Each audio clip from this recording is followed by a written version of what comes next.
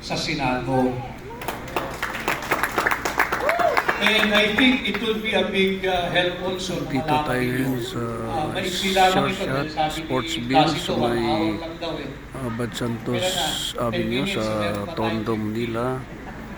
At nasa harap ko ngayon si Atty. Vic Rodriguez na tumatakbo bilang senador sa halalan 2025. At tayo nag-file noong So, October 8. tulungan pa nating mailuktok At sa Senado si Atty. Vic Rodriguez. Kasi pagka-file natin ng kandidatura, nag-survey agad yung iba't ibang mga survey firm. Alam naman natin, talaga namang minamasahin nila pati figures doon to favor the administration candidate para madali sila magpandaya. Pero hayaan na natin yan. Importante yung ginagawa nating pagkilos sa ground.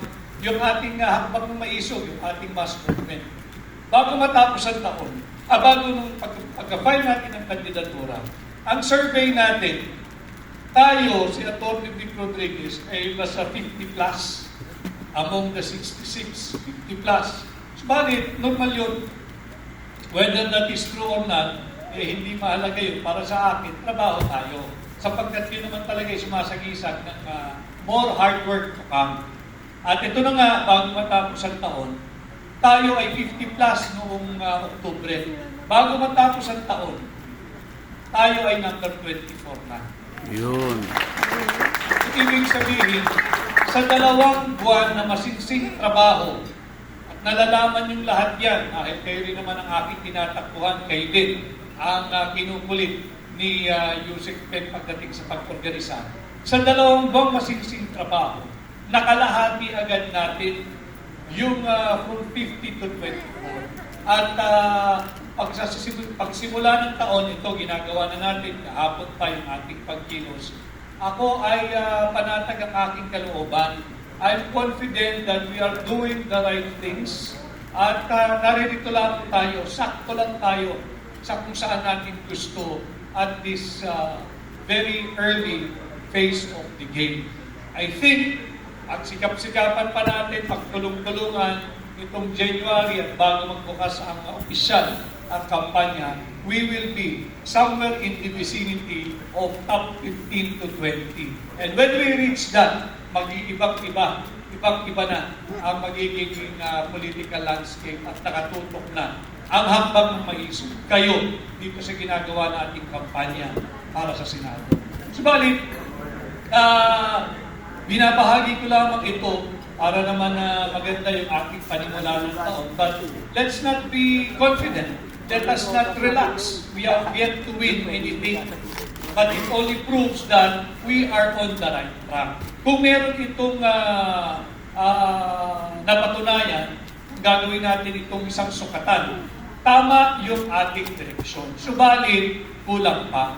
Balit wala tayong partido, wala tayong resources, at nagtutulong-tulong lang tayo. We are running essentially a people's campaign kung saan yung tao na ang nagtutulak ng kandidatura ko. At ako na may naririto dahil sa inyo, hindi sa aking sariling interes o kapakanan.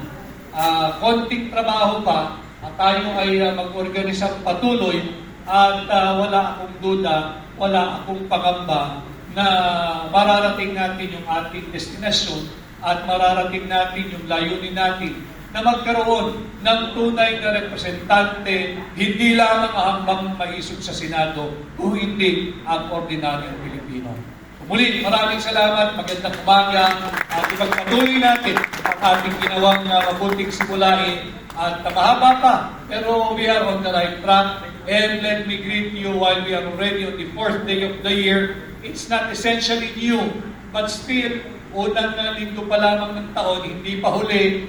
Patiin ko kayo lahat ng isang Happy New Year, masaganang bagong taon ng hangad ko sa ating lahat, mabuting kalusugan, higit na mahabang buhay, at sana mas maluwag yung ating katayuang ekonomiya, pang personal at sa ating bansa. Maraming salamat at magandang umaga sa ating lahat. Muli, palakpakan po natin ang ating maisog na representasyon sa Senado, Atty. Vic Rodriguez. Sa Senado. Ito si King Prince para sa Travel 369. Okay. Pinatawagan po natin ulit si Tito Manny Zapanta for the YouTube channel. acknowledgement sa mga bagong dating. Kasi may mga dumating po mga ibang regions at saka different sectors. Yung mga hindi pa po nagpapa-register doon,